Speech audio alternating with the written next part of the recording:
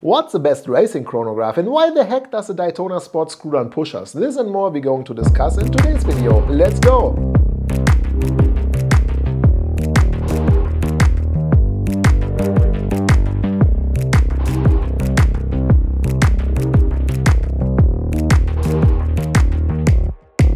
Hi, hello and welcome my friends. Today we're going to battle the ROLEX Daytona versus the Heuer CARRERA, the Omega Speedmaster Professional, and of course also against the ZENITH CHRONOMASTER Sports. A big shout out to my friend Chaluso, who was so kind sending in material of the Daytona and as well from the old CHRONOMASTER. Shout out to you, my friend. And I will link his channel in the video description. So let's check out the history, the prices, the technical data and specifications, and of course the emotion about each piece. I myself do own the Speedmaster and the Carrera, so let's see who is going to be the final winner and who's going to be the best racing chronograph to purchase.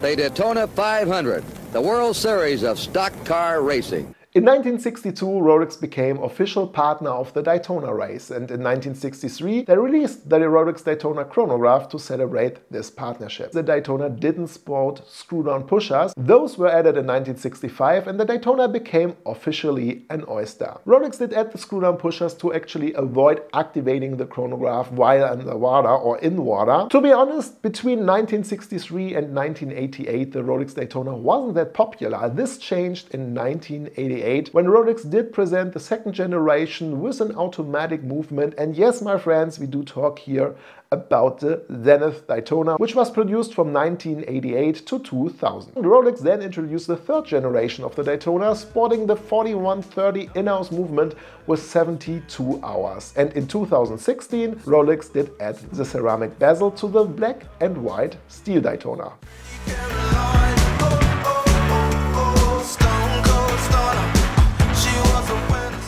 Konstantin, I really don't get it. Why the Speedmaster? The Speedmaster is a moon watch. You are right, nowadays the Speedmaster is known as the moon watch. In 1957 it was introduced as a racing chronograph. And as well the design was a little bit more different to the current Speedmaster iterations. I just say broad arrow. That changed in 1963 when the diameter of the Speedmaster was boosted up to 42 mm and it received the dial design and as well the case design as we do know it today. In 1965 the Speedmaster became the professional version and with that the official moonwatch. In 1968 the movement was changed from the 3-1 to the 8-6-1 movement, and of course in January 2021 the Speedmaster received its latest update with a 38-61 movement and they went back to the step dial.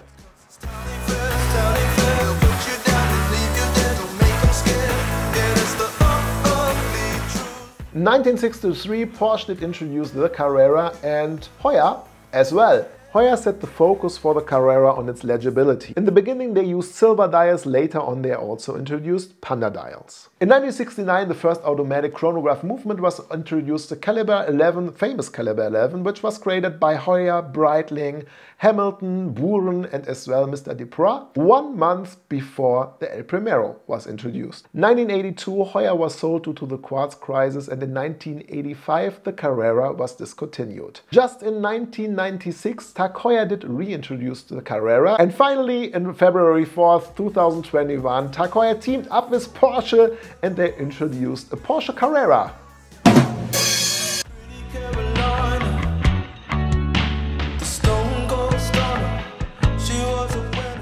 But my friends, let's discuss now the ZENITH CHRONOMASTER, which isn't actually that old. It was first introduced in 1994, but I think when we do talk about ZENITH chronographs, the model isn't that important, the movement is the El Primero. And you can discuss and argue right now that it isn't the first automatic chronograph movement, but the first high-beat chronograph movement with 36,000 beats per hour. Also the Caliber 11 wasn't the first automatic chronograph movement. The first automatic movement came actually in May 1969 from Seiko, then they introduced the 6139. The first chronograph from ZENITH with the El Primero then was the A368, which did sport already the 3 colored subdials in black, blue and grey. 1976 was a dark year for Zenith because they went bankrupt, and originally the machines and the plans of the El Primero were supposed to be sold. Luckily, one employee hid away all the machines and all the designs. In 1984, Zenith did continue with the El Primero movement, which was then used, very highly modified by Rolex,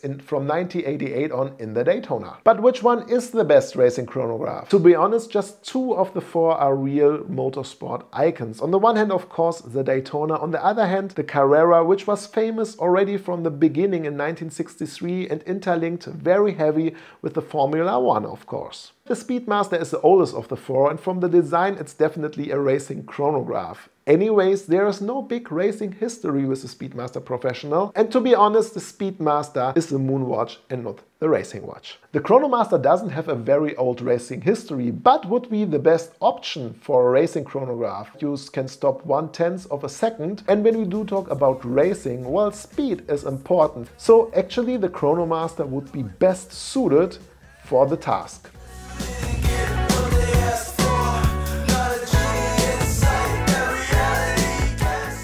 Alright my friends, let's compare the latest iteration of the Daytona, Speedmaster, Carrera and Chronomaster on the paper. The Daytona and the Carrera are available since 1963, the Speedmaster since 1957 and the Chronomaster since 1994, while the El Primero movement is available since 1969. In the Daytona you will find the in-house movement 4130. It's a column wheel chronograph movement with 72 hours of power reserve and 28,800 beats per hour. In the Speedmaster ticks the 3861 manual windable movement with 50 hours of power reserve and 21,600 beats per hour. The latest Carrera sports a Heuer 02 with 80 hours of power reserve. It's an automatic column wheel movement with 28,800 beats per hour. And in the Chronomaster you will find, of course, the El Primero movement with 60 hours of power reserve and 36,000 beats per hour. The Daytona has a diameter of 40 mm, the Speedmaster of 42 mm, the Carrera ranges from 39 to 45 mm, and the Chronomaster you can get with 41 mm of diameter. Let's check out the list prices of each model. The Daytona costs about 12,250 euros if you can get it for that price. The Speedmaster 7,000 euros, the Carrera between 5,050 to 5,600 euros, and the Chronomaster costs you 9,700 euros on the bracelet. I think it isn't a big surprise, but from my point of view, the Tag Heuer Carrera is the best racing chronograph. It goes back to 1963, the design is iconic, and there is, from my point of view, no other chronograph which is interlinked that strong to motorsports and motor racing. Formula One was every time a strong partner for the Carrera, and from then to now it's still a beautiful, iconic piece. You do have the technology they are talking about, the Heuer 02 movement, and it's available. You can get it in different sizes, in different designs, with different movements, so there is a Carrera literally for everyone. Alright my friends, what is the best racing chronograph from your point of view? Share this with me in the community in the comment section below. I'm eager to learn about your opinion. My friends, I wish all of you now a very happy weekend, a good start into the new week. Look forward to see you on the next one. Say goodbye and auf Wiedersehen. Euer Konstantin. Ciao guys.